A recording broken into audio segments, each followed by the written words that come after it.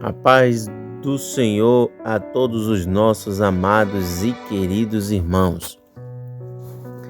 Estamos de volta com mais um momento de examinação das Escrituras. E gostaríamos de falar sobre a grande comissão, né? A grande comissão, a missão que a Igreja de Cristo Jesus tem neste mundo. Parece que é em nossa função como servos que encontrarmos a síntese correta entre evangelismo e ação social, pois ambos deveriam ser para nós como indubitavelmente foram para Cristo, expressões autênticas do amor que serve. Isso nos leva a considerar, ou seja, nos leva à consideração dos termos da grande comissão. Qual foi a comissão que o Senhor Jesus deu ao seu povo? Não pode haver dúvida de que a maioria de suas versões, pois parece que ele repetiu a comissão de várias formas e em várias ocasiões. Observe que dá ênfase ao evangelismo, ide por todo o mundo e pregar o evangelho a toda criatura.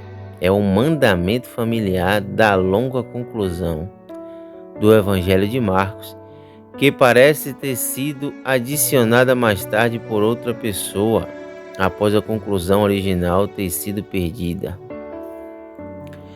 Em Marcos 16, versículo 15, o ide, fazei discípulos de todas as nações, batizando-os em nome do Pai, do Filho e do Espírito Santo e ensinando-os. É a forma que Mateus escolheu. Você pode observar em Mateus 28, 19 e 20. Enquanto Lucas registra no final do seu evangelho as palavras de Cristo, de que em seu nome se pregasse arrependimento para a remissão de pecados a todas as nações, e no início de Atos, de que seu povo receberia poder para se tornar testemunha até os confins da terra. Lucas 24, 47 e Atos capítulo 1, versículo 8. Então observe que a ênfase cumulativa parece clara. Ela é colocada na pregação, testemunho e discipulado. E muitos deduzem disso que a comissão da igreja, de acordo com as especificações do Senhor ressurreto, seja exclusivamente uma missão de pregação, conversão e ensino. Por isso você precisa fazer parte dessa grande comissão. Essa grande comissão, ela inclui a tarefa de ensinar aos convertidos tudo o que Jesus havia ordenado previamente. E que a responsabilidade social está entre as coisas que Jesus ordenou. Agora você pode ver mais claramente que não apenas as consequências da comissão, mas também a própria comissão inclui em si a responsabilidade social, assim como a evangelística, a menos que queiramos ser acusados de distorcer as palavras de Jesus.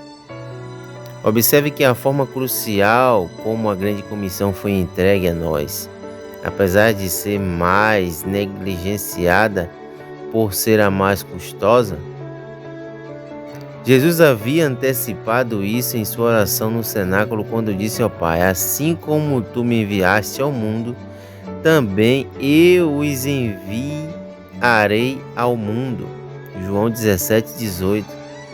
Agora provavelmente no mesmo cenáculo, mas depois de sua morte e ressurreição, ele transforma sua oração em declaração. Em uma ordem diz: assim como o Pai me enviou, eu também vos envio. Observe que nessas duas sentenças, Jesus fez mais do que traçar um paralelo vago entre a sua missão e a nossa. Ou seja, precisa deliberadamente, ele fez de sua missão um modelo para a nossa, dizendo: assim como o Pai me enviou, eu também vos envio. Portanto, nossa compreensão da missão da igreja deve ser deduzida da nossa compreensão da missão do Filho. Por que e como o Pai enviou o Filho? É claro e fica claro que o propósito principal da vinda do Filho ao mundo foi singular.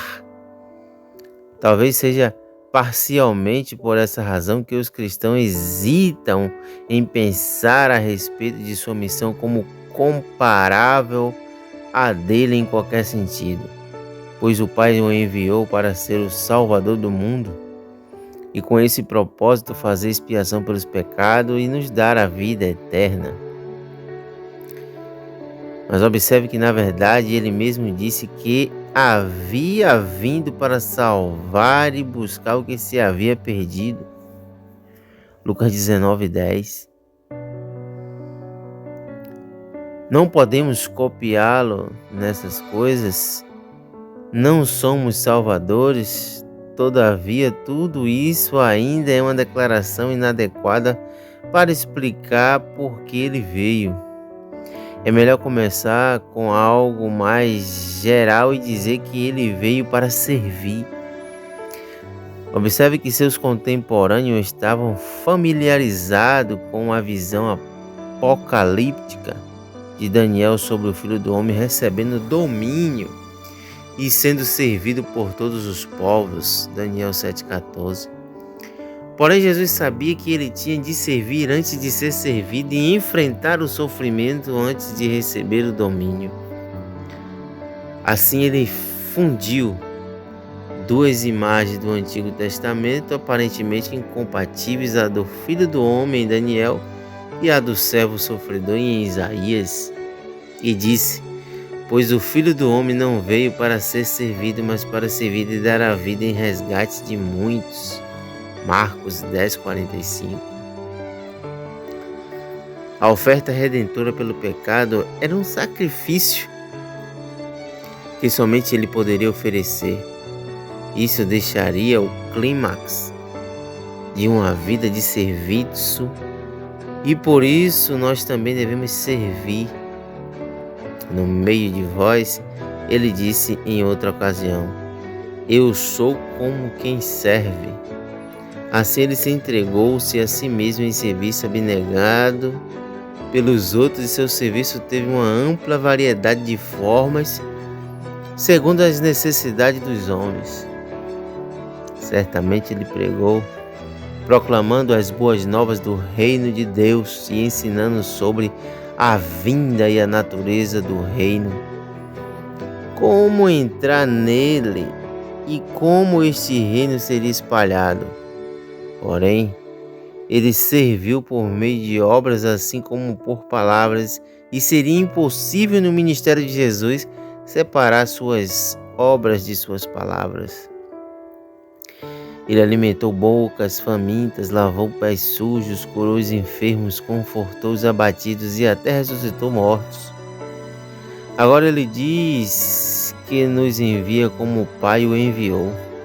Veja a profundidade dessa expressão que Cristo ele fala diante dos seus discípulos.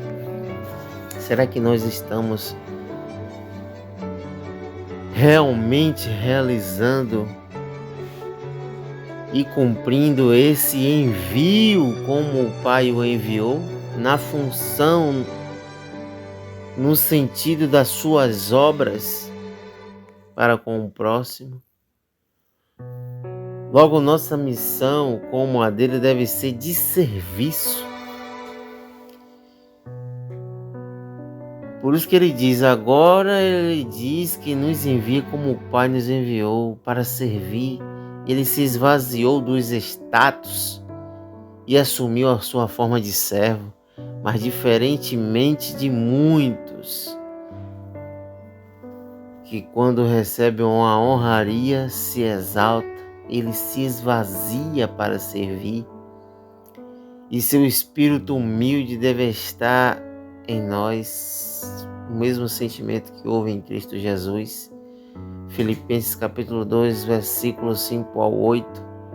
Ele nos fornece um modelo perfeito de serviço e envia a sua igreja ao mundo para ser uma igreja serva. Não é essencial descobrirmos sua ênfase bíblica? Em muitas de nossas atitudes e empreendimentos cristãos, observe que nós temos a tendência, especialmente aqueles dentre nós que vivem em outros lugares, de sermos patrões em vez de servos.